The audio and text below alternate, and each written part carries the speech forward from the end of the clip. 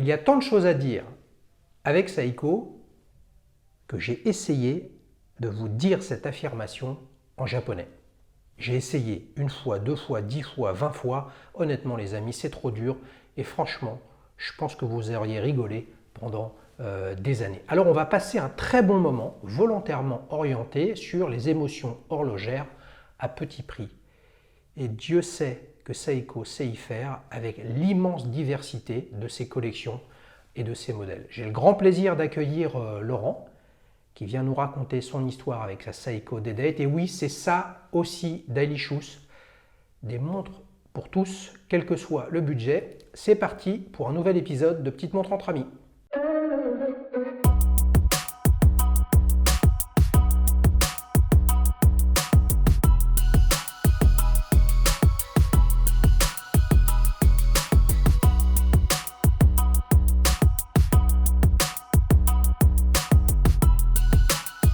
Salut Laurent. Salut. Ça va? Oui, ça va. On est ravis d'accueillir Laurent dans une nouvelle salle. Vous la voyez pas, lui non plus, il connaît pas les anciennes, mais c'est une nouvelle salle, peut-être avec un petit peu de résonance? Un petit peu, oui. Un petit peu, peut-être que vous entendrez du bruit, les amis. Il y a un parquet en bois et un plafond de 4 mètres de haut dans un vieil immeuble haussmannien. Pas vraiment les petits prix à Paris, mais là, on enchaîne sur un modèle humble, fort sympathique, avec une complication que je n'avais pas réussi à décrypter jusqu'à ce que je la voie. Et elle est là, au poignet de Laurent. Tu la portes à droite? Oui. Fais voir. C'est original, non Bah ouais, tu fais comme tu veux. Je peux l'essayer? Oui, bien sûr. Les amis, je suis venu avec une Seiko également, à petit prix, chinée 200 €, automatique, bien belle. Je crois que vous l'avez déjà vue sur la chaîne. Merci. Tiens. Génial. Merci. Bah voilà, un bracelet NATO genre mono-brun. Je vais pouvoir l'essayer. Oui. Ouais. Allez, go. Le test du poignet. Et avec ce type de bracelet, je suis sûr de pouvoir la passer. T'as un poignet très fin, non? Non. Ouais. J'ai un poignet plutôt moyen. Parce que j'ai du mal Moyen à la plus. passer. T'as du mal à la passer? Ouais. Là, il faut pousser fort. Il faut pousser fort. Voilà. ok. C'est bien. On a presque le même poignet. Oui, on a à peu près le même poignet. Voilà. Alors, raconte-nous tout, cette Seiko, tu l'as achetée il y a combien de temps et à quelle occasion? Il y a 2 ans. Ouais. Et en fait, j'ai une petite copine japonaise. Ouais. Donc, elle me recommandait les Seiko. Ah, Et, forcément. et j'avais pas de montre à l'époque. Ouais. Donc c'est elle qui m'a conseillé. Ouais. Et en fait, je l'ai acheté sur Etsy. Sur Etsy. Etsy, oui. Oui. C'est un site où il y a des personnes qui vendent des choses artisanales, puis après c'est devenu tellement important. Ils vendent beaucoup de montres aussi. Ouais. Ouais. Donc tu l'as acheté d'occasion. Je l'ai acheté d'occasion. Ouais. Et maintenant, ça fait 2 ans que je l'ai au poignet. Bon, après, j'aimerais bien peut-être en acheter une nouvelle. Ouais. Je parlerai plus tard. Ouais. Mais celle-là, je l'aimais beaucoup justement pour les 3 cadrans. Et en fait, le jour et la date, je trouve que... Alors justement, il y a 3 cadrans, on les voit précisément, ils sont assez originaux. Un à 6 heures.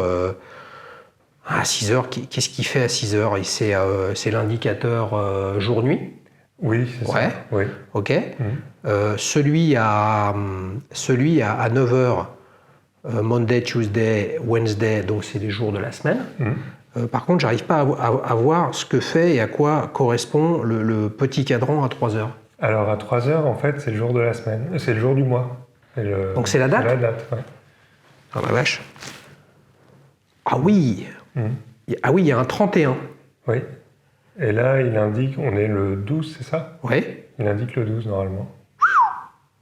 Franchement, les amis, faut peut-être que j'aille voir l'ophtalmo ou l'orthoptiste, parce que j'ai appris dernièrement que c'était l'orthoptiste dont le premier boulot était de vous faire des lunettes. Bon bref, ça on s'en fout. Je l'ai appris avec un invité de la chaîne. Ah oui, oui, on en apprend des trucs, franchement, avec Daily Shoes. Ok, mais alors, Seiko, donc on comprend pourquoi, puisque ta copine est japonaise. Oui. Mais après, le cheminement, comment il s'est fait? Donc le cheminement sur le modèle et tout ça, et qu'est-ce qui fait que tu es allé sur Etsy? Tu es le premier à avoir acheté une montre sur Etsy, en tout cas qui l'a déclaré sur la chaîne. D'accord. Alors Etsy, je connaissais très bien moi, parce que j'ai des amis de la famille en fait qui sont créateurs et qui vendent sur Etsy.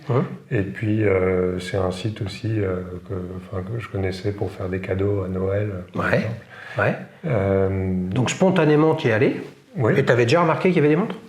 Et j'avais déjà, j'avais remarqué qu'il y avait énormément de montres.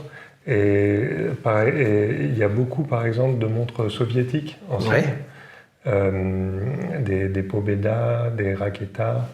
Moi, il y en a une qui m'avait beaucoup attiré à l'époque, c'était une Pobeda dont le cadran était peint avec en fait une peinture de marine.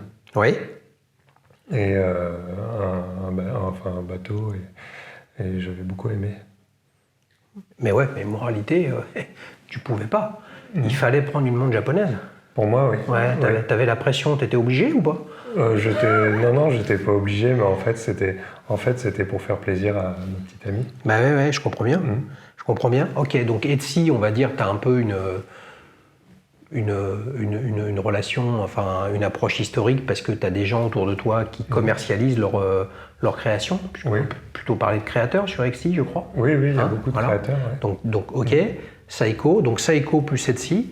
Et alors après, tu as fait défiler les annonces parce que j'imagine que tu as lancé une recherche Seiko. Oui. Et qu'est-ce qui fait que tu t'es porté sur celle-ci? Alors celle-ci, ce qui m'intéressait beaucoup, alors à l'époque, c'était vraiment d'avoir, pour moi c'était très important d'avoir la date. Donc ça déjà c'était quelque chose que je voulais. Et j'ai beaucoup aimé les 3 cadrans et la forme du cadran à 9h. Ça m'a beaucoup plu en fait. Je cherchais aussi éventuellement une phase lune. Donc je recherchais les montres phase lune. Mais chez Seiko, en fait, j'en ai pas trop vu. T'en as pas trouvé? Non, je crois pas. Je crois que j'en ai pas vu chez Seiko. Et j'ai vu des très belles montres aussi avec des cadrans un peu, fumés, un peu. Avec 2 couleurs et des cadrans un peu fumés comme ça, vintage de Seiko, que j'aimais bien. Parce qu'elle date de quand celle-là? Celle-là, je sais pas de quand, je sais pas de quand elle date, mais je dirais, des années 2000-2010, mais ça c'est. Donc on n'est pas dans le vintage. Non. Alors t'as hésité puisque là, celle-ci, elle est de 69 ou de 70. Les amis, il y a tellement d'offres et de modèles, de collections, de sous-collections chez Seiko, c'est absolument phénoménal. D'ailleurs, ce que je peux vous dire, c'est que depuis le lancement de la plateforme d'Alichus, il y a plus de 15 avis, 16 je crois, sur la plateforme avec une note moyenne pour Seiko de, tu sais combien? De 4,2 sur 5. C'est en deçà d'autres marques comme Omega, Tudor, Grand Seiko est à 4,6 mais avec seulement 6 avis. Donc là, les 15 avis, c'est bien évidemment pas suffisant pour se faire une idée concrète de ce que pensent les amateurs de Seiko. Il en faudra plusieurs centaines, mais déjà on commence à avoir des choses intéressantes avec des SKX, Seiko 5, Alpinist, Prospex, etc., Présage. Et je crois que celle-là, elle existe encore en Présage. Oui. Elle existe encore. Alors, neuve, je ne sais pas, d'occasion, en tout cas, on en trouve beaucoup. Mais neuve, oui, elle existe encore. Parce qu'il me semble, j'essaye de préparer comme d'habitude, un petit peu, mais pas trop, l'enregistrement. Et il me semble que sur le site de Seiko, justement, avec la présentation, on va dire, de la collection Présage, qui est la collection de tradition, chez Seiko, il me semble avoir vu ce modèle-là en émail grand feu sur le site internet avec une vidéo de mémoire. Vous irez regarder et surtout les Seiko fans, Je compte sur vous pour nous dire si on délire dans cette discussion. Elle me va bien, cette montre. Hein. Oui, elle te va bien. Hein, franchement. Avec la chemise bleue. Ouais. Alors, justement, on en a un petit peu parlé avant l'enregistrement. Qu'est-ce qu'il y a comme calibre là-dedans? Parce qu'il me semble que tu m'as dit qu'elle était à quartz. Oui. Il me semble. Oui, elle est à quartz. Ouais, mais alors donc ça doit être le fameux calibre de Seiko à quartz qui défile, honnêtement, quand on le regarde comme ça. Pour moi, ça défile à 2,5 Hz. Ou alors un petit peu comme sur une NIP électronique, c'est-à-dire que ça va plus vite qu'un déplacement à la seconde, qui est un peu la caractéristique des montres à quartz d'un point de vue visuel, lorsqu'il y a une trotteuse. Mais là, on est plus rapide, ce qui lui donne beaucoup de charme. Oui. Ouais. C'est ta montre de tous les jours? C'est ce que je cherchais aussi d'ailleurs. C'est ma montre de tous les jours. Ouais. Le charme et puis le défilement des secondes comme ça, alors j'aurais aimé encore plus de fluidité dans le mouvement, mais déjà j'aime beaucoup. Ouais, mais là, plus de fluidité dans le mouvement, il faut que tu ailles sur un modèle automatique, enfin un modèle avec un mécanisme mécanique, quel que soit le remontage, hein, manuel ou automatique. Et puis si tu vas chez Seiko sur du Spring Drive, là c'est plus le même prix. Ah oui. Eh oui, voilà. Donc justement, on parlait d'émotion à petit prix dans l'introduction. Combien tu l'as payé celle-ci? Alors celle-là, 120 €. 120 €, ben voilà, les amis, une montre en fait qui est très différente de bien des modèles de par la configuration de ses sous-cadrans. Comment elle l'a trouvée, ta copine, cette Seiko? Ah, elle l'a beaucoup aimé. Ah ouais, ça lui a beaucoup plu. Alors, elle a un truc qui est assez surprenant et original, je trouve. C'est il y a un boîtier assez classique, on va dire. Par contre, à la base des anses, il y a des vis. Et ça se voit pas partout. Ça lui donne un côté un peu bestial. Les amis, je suis désolé, il y a les portes qui claquent. C'est ça. Je ne sais pas comment fonctionne cette salle, mais on découvre tout. On est dans une cour, donc il n'y aura pas les sirènes qui passent dans une autre salle, mais les amis, chaque problème à chaque endroit, si c'est une expression qui existe. Oui, je voulais parler, moi, du petit cabochon là sur la couronne. Ça fait super décalé par rapport à ces vis qui pourraient faire un peu mécanique, industriel. Et là, on a un petit cabochon qui fait plus classique, habillé, esthète. Tu vois. Qu'est-ce que tu en penses de tout ça, toi? Moi, j'aime bien le petit cabochon noir comme ça. Ouais. Et les vis, c'est vrai que c'est quelque chose qui m'a un peu rebuté au départ, parce que je trouvais, c'était pas dans ce que je cherchais. Moi, j'étais habitué à des Swatch, beaucoup. Et d'ailleurs, elle a un peu la forme d'une Swatch, je trouve. Ah ouais? Un peu. Ah, attends, là, je vais le chauffer, les amis, là. Un peu la forme d'une Swatch. Ouais, elle est ronde, je veux dire.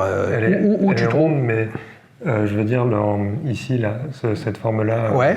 Au niveau des anses. Au niveau des hanches, ok. Ok. Je sais pas si ça ressemble. Ouais. Bon, en tout cas, elle a des hanches ici qui sont avec un angle assez important. Ça, c'est sympa. Écoute, moi, ce qui compte, c'est que toi, tu y vois une Swatch. Tu sais quoi? Hein? Un peu, ouais. Hein? Après, les attaches des bracelets d'une Swatch, c'est quand même très différent. Hein. Ah oui. Hein, parce que c'est avec les deux. Exactement. Alors que là, on a un système avec des pompes classiques. Quand tu l'as acheté, elle avait ce bracelet NATO? Non. En fait, elle avait un bracelet en cuir marron qui me plaisait beaucoup. Alors, il est où? Le bracelet, je l'ai enlevé en fait, parce qu'au bout de 2 ans, il était beaucoup plus usé. Et puis, je l'ai changé. Alors ça, en fait, c'est le bracelet d'une Timex Expédition que je me suis offert, qui me plaisait bien aussi. Ouais. Et donc, du coup, j'ai changé, voilà, comme ça, en attendant de racheter, je pense, un beau bracelet en cuir. Ok. Mais je pense que je le rachèterai, non pas en marron, mais à mon avis en noir. Ok, pour se marier avec la couleur du cadran. Oui. Ouais. Tu te souviens si le bracelet que tu as eu au départ, c'était un bracelet d'origine Seiko? Non, je ne crois pas, parce qu'il ne portait pas la mention Seiko sur le bracelet. Ouais. Ouais. Bon, après, on a un fond de boîte ici, voilà, montre en acier, voilà, mouvement japonais. Effectivement, la référence que tu m'as confiée. S'il y avait un petit détail qui pour toi est le plus important, j'ai l'impression que tu en as déjà parlé, mais je vais vérifier si ce n'est pas un autre. S'il y avait un petit détail qui pour toi résume bien cette montre, ce sera lequel? Un détail? Ouais. Ou en tout cas, qui toi, c'est vraiment le truc qui te plaît beaucoup sur cette montre. Un adjectif? Ah oui, alors là, on peut aller à l'adjectif, les amis. L'adjectif, c'est après. C'est après, le détail. Le détail. Je dirais... en fait, je dirais le cadran de la date. Oui. Le cadran de la date à 3 heures qui t'a intrigué. Ah, complètement. Je trouve que il est petit. On voit, c'est pas forcément évident de voir la date en fait. Complètement. Et en fait, je trouve pour moi, c'est très pratique comme détail parce que j'oublie la date tout le temps. Et aussi, bon, il est très surprenant, je trouve, en fait. Complètement. Je peux faire une révélation, les amis, je vais vous le faire. Lorsque Laurent m'a contacté, il m'a donné les références, je suis allé regarder. Et je me suis dit, mais il s'est trompé, c'est pas une day date, c'est une day. C'est une montre qui ne donne que le jour de la semaine. Pourquoi pas? En termes de poésie, why not? Imagine ta vie, elle est réglée sur la question, le sujet, c'est la semaine, c'est pas le jour. Je me suis dit, why not? Il a dû se tromper, etc. Je n'avais pas vu qu'il y avait écrit 31. Tu vois, spontanément, comme ça, pour moi, c'est 30. Oui. Bizarre, hein? Oui, effectivement. Bizarre, non? C'est peut-être la vieillesse, les amis, ou la sénilité. On en est déjà, rendez-vous compte, à la saison 4, épisode 20, 16, 17, 18, 19, je ne sais plus, tout dépend quand est-ce que cet épisode passera. L'adjectif, alors? Ah oui, alors, j'ai le temps d'y réfléchir. Oui, j'ai le temps d'y réfléchir, c'est vrai. Intemporel. Intemporel? Oui. Ah ouais, why not, hein? Est-ce qu'on te l'a déjà sorti, cet adjectif? Alors, honnêtement, je pense que oui, mais je m'en souviens plus. Mais ce qui est bien, parce que, et d'ailleurs, ça me permet de le dire. Je le dis comme je le dis à tout le monde. L'objectif, c'est pas de sortir un adjectif qui a jamais été utilisé. C'est de sortir celui qui, pour vous, met un adjectif, une caractéristique à votre montre. C'est pour ça que sur la plateforme d'Alishoes, www.dalishoes.com, vous pourrez retrouver l'avis de Laurent sur cette Seiko, et puis mon avis sur ma Seiko. Donc nos deux avis font partie de la note moyenne de 4,2 sur 5 de Seiko, pour l'instant, sur une quinzaine d'avis. Lorsqu'il y en aura 1500, on va passer à 150 d'abord, les amis, avant les 1500. Là, on comprendra ce que pense chacun. Et quand on dépose un avis, comme tu as pu le faire, 3 avis minimum. J'espère qu'un temporel est bien dans la liste, ou alors c'est que tu en as choisi d'autres à l'occasion de tout ça. Comment tu la trouves, cette Seiko-là? Je l'aime beaucoup, en fait. C'est vrai qu'elle est vraiment belle. Moi, j'ai pas du tout l'habitude des bracelets en acier, par contre. Ouais. T'as pas l'habitude parce que tu en as jamais eu ou parce que tu n'aimes pas? J'en ai jamais eu et j'ai tendance à pas trop aimer. Mais là, ça me dérange pas trop, en fait. C'est vrai que c'est un manque d'habitude, mais non, je la trouve vraiment belle. Le cadran, il est un peu nacré. Ouais, et, pas mal, hein? Il est vraiment très très beau. Et les amis, cette Seiko, je l'ai déjà dit tout à l'heure, 200 €. Cette Seiko-là, 120 €. On est dans de l'occasion et dans du vintage. C'est une montre qui a 50 ans, celle-là. Quand on regarde l'offre de Seiko, il suffit d'aller sur leur site internet pour se rendre compte qu'il y a des super trucs à 350, 400, 500 €. La SKX, ça fait des générations entières de passionnés d'horlogerie, la Seiko 5, etc. C'est vraiment sympa. Vous nous direz en commentaire si vous avez des recommandations. Je vais y arriver pour des modèles à petit prix et puis bien évidemment partager votre avis dessus comme sur vos Seiko pour donner envie aux gens de découvrir des modèles et puis de les aider à faire le bon choix lorsqu'ils veulent acheter une montre. On a bouclé cette première séquence, les amis, sur cette Seiko. Ça ne te gêne pas que je la garde au poignet? Comme ça, je peux continuer à monitorer, les amis, le timing de cet épisode. On enchaîne pour la séquence suivante, souvenir. Alors, Laurent, quel âge as-tu? J'ai 32 ans. Oh là là, et il a failli nous dire qu'il avait moins de 32 ans. Hein. Non, j'ai 32 ans. C'est peut-être un peu le stress, les amis, du nouvel emplacement où nous sommes 32 ans. C'est ta première montre? C'est ma première. C'est là? Ah non, j'en ai eu Donc plusieurs avant. Comment t'as démarré? J'ai démarré, je pense, par les flic-flac. Ouais. Ensuite, les Swatch, beaucoup de Swatch. Tu as encore les flic-flac et les Swatch ou tu sais plus où c'est cassé, c'est perdu? J'ai gardé les Swatch, plusieurs, pas toutes. Ah, t'es venu avec? Ah non. Aïe. Non, malheureusement. Ouais.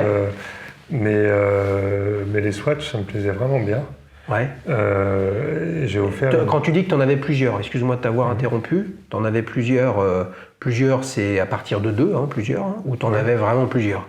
J'en ai eu 4 ou 5. Ouais. Donc tu aimais bien la possibilité de changer. Ah oui. Ouais, ok. Je comprends. J'aimais beaucoup, ouais. Des Swatch Irony. Ouais. Et je me rappelle des premières avec un cadran bleu, enfin très, très joli, je trouve, avec un petit cadran. On aurait dit presque une montre pour femme aujourd'hui. Ça, c'était la jeunesse. Ouais. Eh ouais, maintenant, t'as passé la trentaine. Oui, maintenant. Donc, quand est-ce que t'es passé à autre chose après tes Swatch? Et ben après mes Swatch, en fait, alors je suis passé à Timex un peu, et ensuite à cette montre-là. Bon, alors j'ai eu d'autres montres, mais que je porte pas, qui sont les montres de mes grands-pères. Ok. Et des deux grands-pères? Des deux grands-pères. Ah, c'est bon ça. Ouais. C'est quoi? Et alors, il y a de mon grand-père paternel 2 Jaeger-LeCoultre, une Memovox et une Tank, et de mon grand-père maternel une Omega de bateau, qui est pas une montre en fait, qui est une petite horloge de bateau dans un cadran en bois. C'est bon ça. C'est super original. Là, pour le coup, tu me disais, est-ce que d'autres ont sorti l'adjectif intemporel? Là, tu es le seul où, en fait, tu as hérité d'une trajectoire, d'une émotion, du patrimoine de tes deux grands-pères, du côté de ta maman et du côté de ton père. Oui. C'est bon, ça? Par les montres, ouais. Alors, on fait défiler, les amis, parce que Laurent est venu avec la Jaeger-LeCoultre en or. Oui.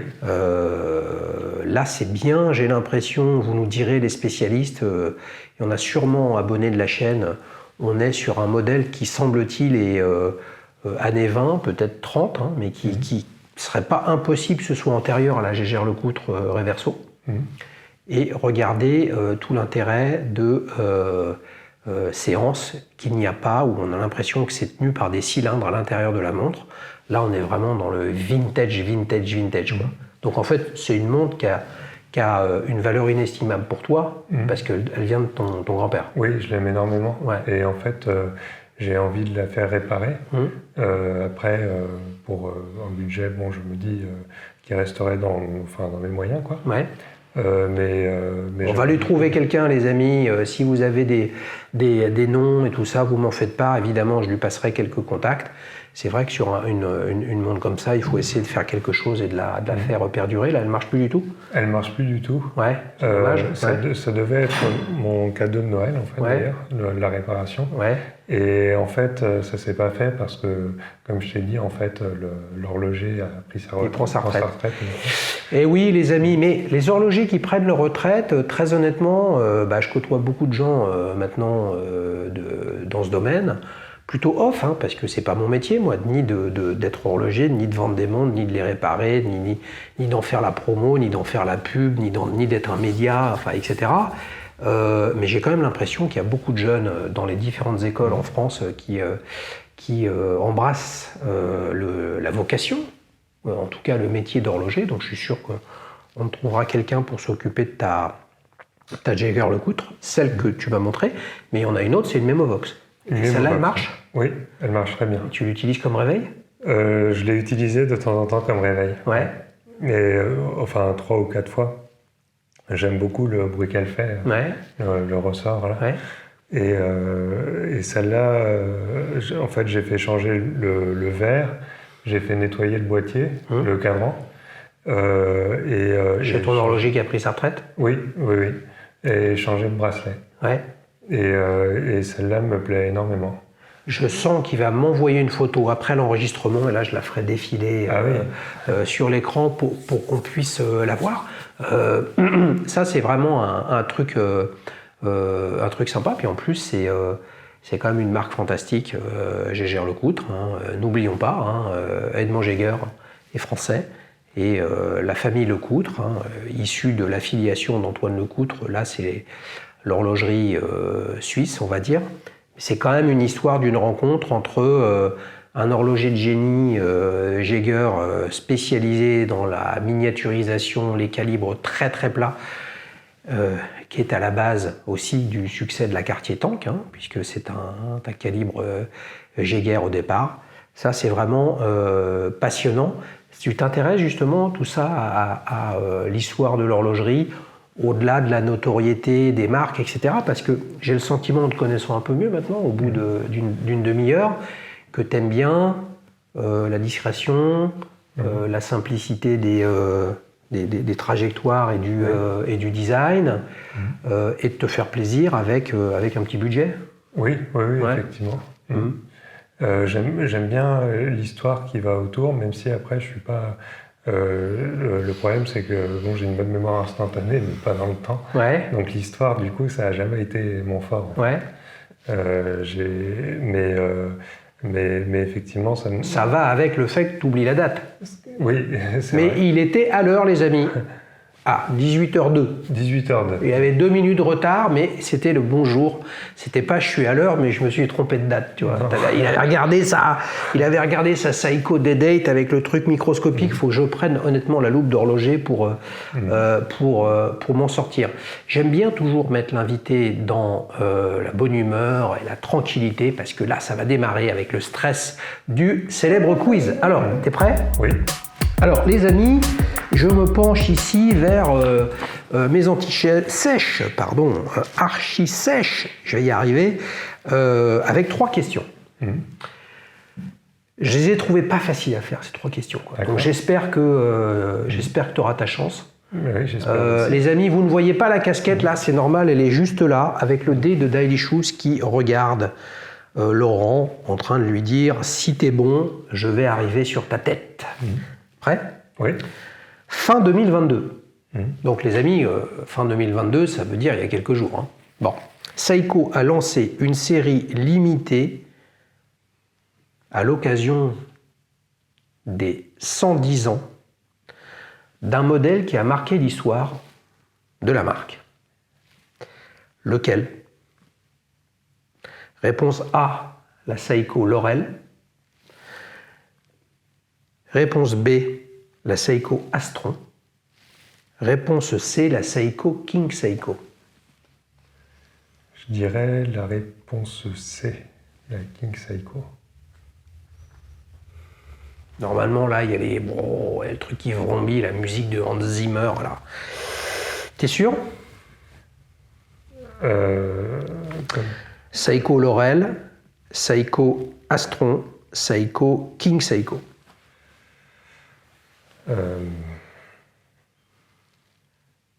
J'hésite en fait. Comme je sais pas, je sais. Enfin, oui, j'hésite entre Astron et King Seiko. Peut-être. Peut-être Laurel. Peut-être Laurel.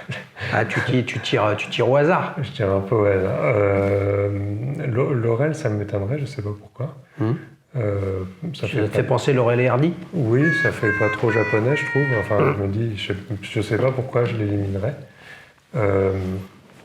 Astron, Astron, pour moi, ça fait pas très japonais. C'est vrai que je dirais King Saiko comme ça. King Saiko? Aïe, aïe, aïe, aïe, aïe, il est resté sur sa première idée. Il est passé à côté et non, la bonne réponse c'est la A. La A? Eh oui, puisque les amis, figurez-vous que en 1913, donc il y a 110 ans, la Seikosha sortait sa première montre bracelet japonaise.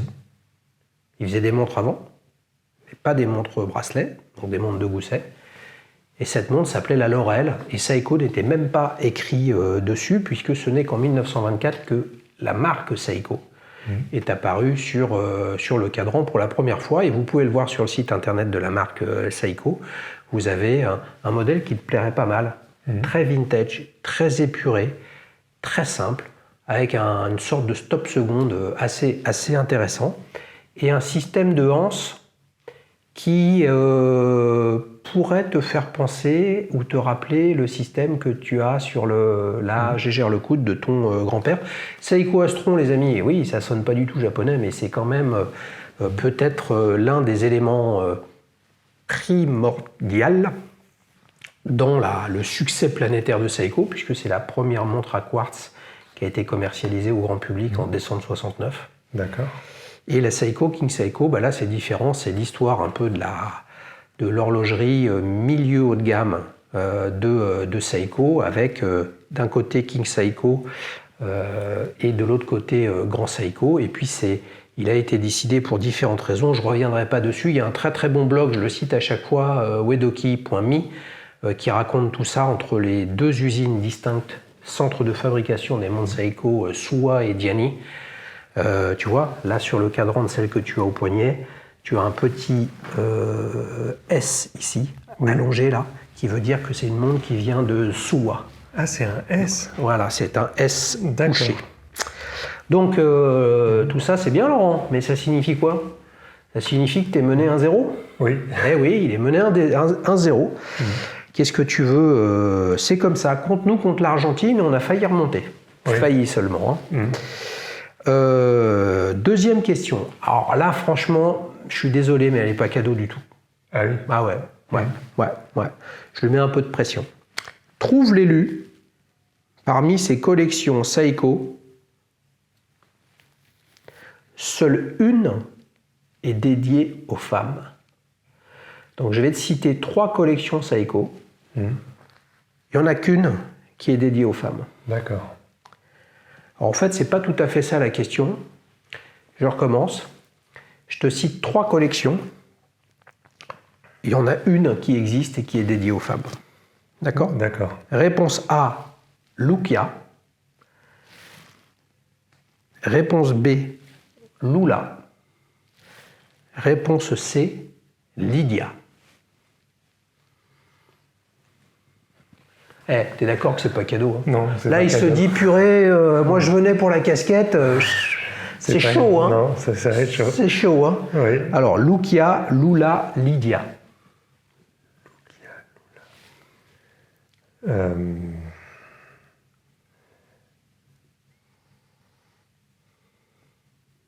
Lydia, je pense pas. Je sais pas pourquoi, mais ça m'inspire pas. Donc tu élimines Lydia, ok. Donc il reste Lula comme au Brésil ou alors Lukia. Lukia peut-être. Je dirais Lukia. Tu dirais Lukia? Lukia. Un peu au pifomètre? Au pifomètre. Un peu aidé? Oui. Oui, bonne réponse, évidemment, c'est Seiko Lukia. Évidemment, rien du tout. Honnêtement, si je vous raconte comment l'idée de cette question m'est venue, je renvoyais des sous à l'un de mes enfants sur l'application Lydia. Je ne sais pas si tu connais. Et là, je me suis dit, Lydia, je venais de passer sur le site de Seiko avec la collection Lukia pour femmes, des très beaux cadrans, honnêtement. Très, très beaux cadrans avec des index, avec des diamants. Bon, ça, c'est un peu problématique. Écoutez, moi, j'espère que ça plaît aux femmes, mais je me dis qu'on pourrait faire mieux. Le pitch est super intéressant. A ladies' watch that brings a sparkle every day. Wow. For women who want to show their individuality in their professional and personal life. Si ça, c'est pas un pitch marketing de malade mental, je sais pas trop ce que ça veut dire. Je sais ce que ça veut dire, mais en fait, ça veut quand même rien dire. Ce qui est intéressant, c'est que c'est pas donné. 1400 balles la montre. Calibre classique Seiko très utilisé, 6R. 6R35 en l'occurrence. Là, il y a un truc qui est très sympa. Si tu aimes les beaux boîtiers, vous avez un boîtier de forme dodécagonale avec une lunette elle-même dodécagonale, mais un peu décalée. Franchement, c'est réussi. Tu iras voir. Dodécagonale, ça fait combien de côtés? Dodécagonale, ça en Dodécagonale. fait, je dirais 12. 12, et oui. Il y a une bouteille, grand format, en 12 fois une bouteille. Ah, ça doit exister, ça. Hein, peut-être. Bon, on passe les amis, ça n'a pas de rapport, c'est pas grave. 1400 € quand même, collection Seiko Lukia. Les amis, peut-être bientôt une femme dans Petite Montre entre amis. Les choses sont en train de s'organiser. Il était temps. Alors, ça fait un partout.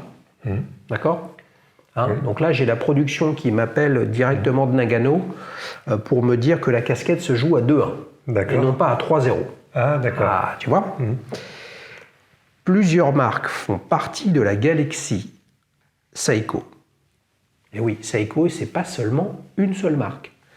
Je vais te citer 3 marques. Il y a une erreur. Donc l'une des 3 marques que je te cite ne fait pas partie de la galaxie Seiko. T'es prêt? D'accord. Réponse A, Orient. Réponse B, Orient Star. Réponse C, Campanola. Il y en a une qui ne fait pas partie de la galaxie Seiko. Oui. Donc soit tu la cherches, soit tu te dis quels sont les 2 qui en font partie. Bah, Orient, ça c'est sûr.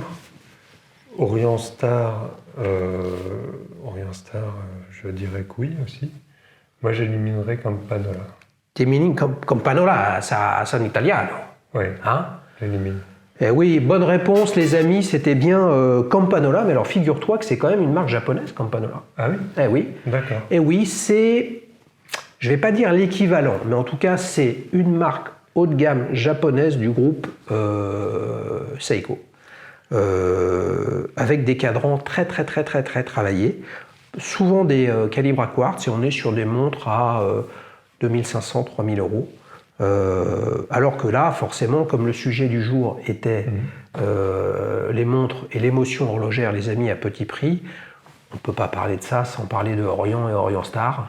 Orient, les amis, c'est une marque de 1901, hein, donc 1901, c'est seulement 8 ans après 1800, non, c'est un peu plus.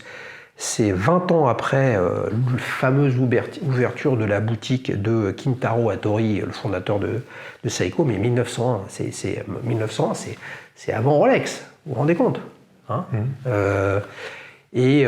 Orient Star fait partie d'Orient, mais avec des modèles plus classiques et un petit peu plus haut de gamme. D'accord. Mais concrètement, si on veut une montre économique, une plongeuse notamment, Orient, c'est central, quoi. Combien ça coûte une Orient? 250 €? Oui, 250. C'est ça. Si vous n'avez pas vu l'épisode de Stéphane, qui était venu il y a très longtemps sur la chaîne, saison 1, avec une Orient Mako 2, je vous le conseille, parce qu'en fait, le sujet de cette vidéo de petite montre entre amis à l'époque, alors qu'il est lui-même amateur de montres, il en possède d'autres, il a une Submariner, il a une Speedmaster, etc. Et ben, en fait, il était venu, il avait insisté pour raconter son histoire avec sa Orient Mako 2 bleue, Orient Mako 2, et c'est une des vidéos qui a fait le plus de vues sur la chaîne, 35 000, les amis, pour une marque qui a quand même pas une notoriété dans les médias et une notoriété spontanée importante.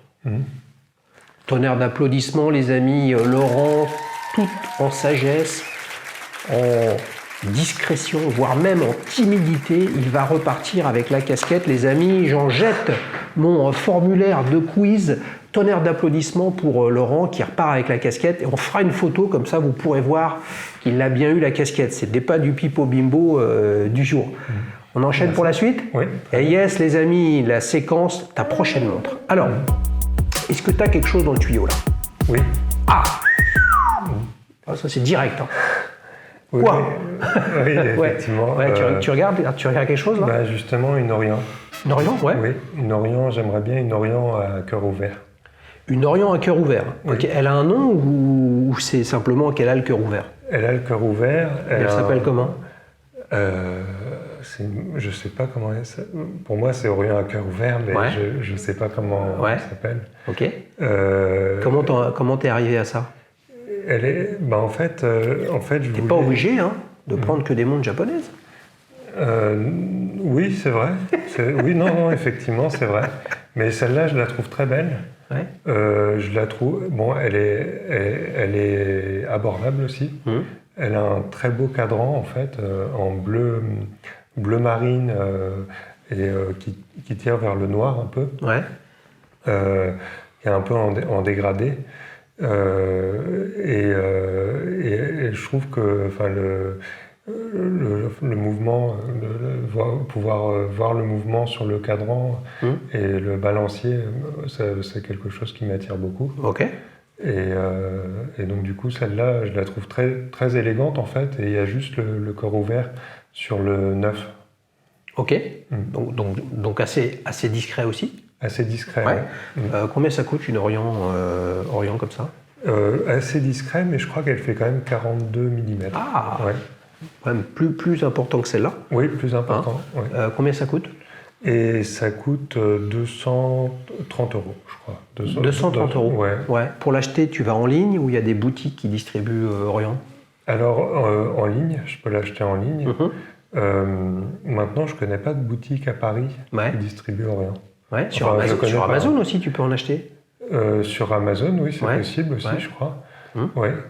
Et effectivement, j'en ai regardé beaucoup. J'ai regardé beaucoup de montres à cœur ouvert sur eBay aussi. Puis finalement, je me suis dit, autant ne pas, pour le coup, acheter une vintage. Celle-là, j'aimerais bien l'acheter neuve. Et elle me plaît beaucoup. Ouais, puis pour le coup, les amis, c'est intéressant que tu cites ce modèle-là parce que il y a la semaine dernière ou il y a 15 jours, en fonction de la date de diffusion de cette vidéo, on avait Julien avec sa Zenith Full Open. Donc c'est la version quasiment intégralement squelettée du Zenith El Primero Open Heart, où justement il y a une ouverture sur le cadran. Et c'est quelque chose j'en parlais dans cette vidéo, c'est assez récent, hein. C'est Revue Tomen qui a pu faire ça, ou Frédéric Constant dans les années 90. Tu vois, donc une vintage Open Heart à cœur ouvert en français. Je suis pas sûr que ça se trouve ou que ça existe tout court. En vintage. En vintage? Ouais. Tu vois, des modèles. Ou alors ça devient squeletté. Oui. Mais là, squeletté, il faut que tu aies un squelettage là complètement à l'ancienne. Et là, on n'est plus à 250 €. Non. Tu vois? Oui. C'est pour quand ce projet? Je pense pour le mois prochain. Mois prochain? Ouais, je pense. En fait, c'est ton cadeau de Noël décalé où tu n'as pas pu faire. C'est ça. C'est ça, ouais. Oui, c'est un peu ça. Ah, c'est bon ça. Oui, je cherchais, mais j'ai beaucoup cherché en fait, et je cherchais aussi dans les montres squelettes. Ouais. Oui. Dans les montres squelettes, il y en a qui me plaisaient bien. Et puis en fait, Orient, c'est vrai que c'est ce qui m'a paru le mieux en termes de qualité, d'esthétique aussi. Tu en as déjà essayé des Orient? Non, jamais. Non. Ouais, donc là tu vas, celle-là non plus, donc comme tu l'as acheté sur Etsy, tu l'avais pas essayé. Non. Donc là, rebelote. Oui.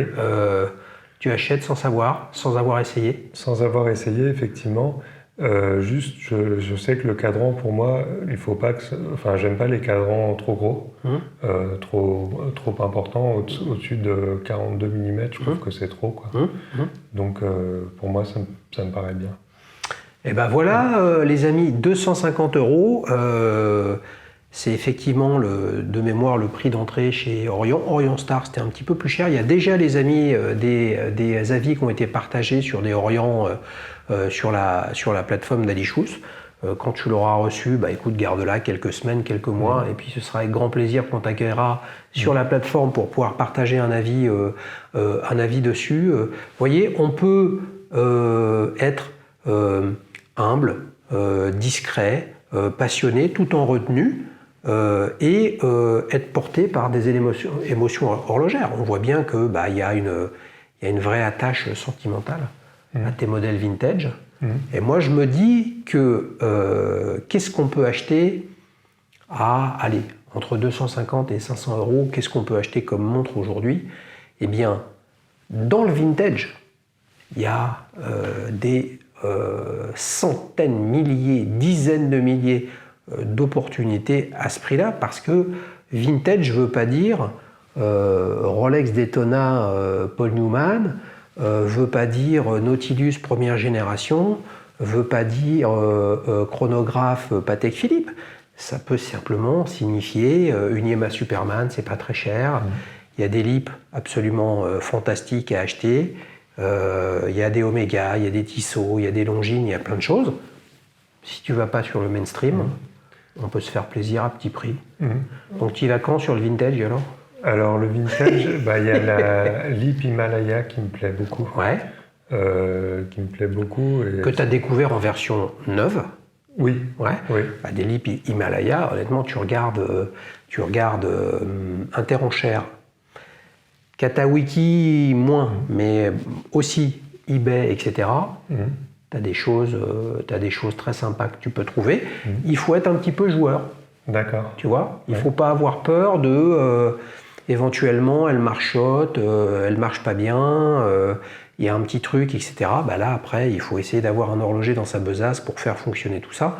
Puis une montre mécanique, de toute façon, il y aura toujours une solution. Oui. Oui. Moi j'aime bien les montres à remontage manuel justement. Ouais.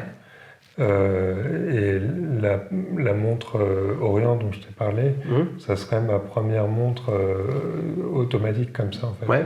Attends, remontage manuel, où c'est toi qui remontes, ou alors c'est le mouvement du poignet qui fait tourner une masse oscillante qui remonte la montre. Tu vois, c'est mouvement mécanique, petit 1, et après remontage manuel ou automatique. Oui, en fait, automatique, ça serait ma première automatique, parce que justement, l'Orient, c'est une automatique. À remontage manuel, c'est les deux montres de mon grand-père, oui, bien sûr, paternel, pour moi, mais dont une qui ne marche pas malheureusement, ne marche plus. On va te trouver une solution. Ah oui, j'espère. Oui, on va pas le laisser tout seul. Les amis, vous vous rendez compte, une montre qui a peut-être 100 ans, 90 ans, il faut lui redonner une nouvelle vie, même si tu la portes peu ou pas, parce que là n'est pas le sujet. Les amis, on s'est régalé. Merci beaucoup, Laurent. Merci. Merci à vous, les amis, d'avoir passé ce bon moment, je l'espère, avec nous. Pour participer, il faut faire comme Laurent, www.dailyshoes.fr, et ça, c'est l'URL en .fr pour pouvoir participer à la chaîne. C'est pour ça que l'URL est francophone. Si vous voulez partager votre avis en français or in English, guys, you can share your review on dailyshoes.com in English if you want. Bien évidemment, rendez-vous sur www.dailyshoes.com pour partager vos émotions sur toutes les montres.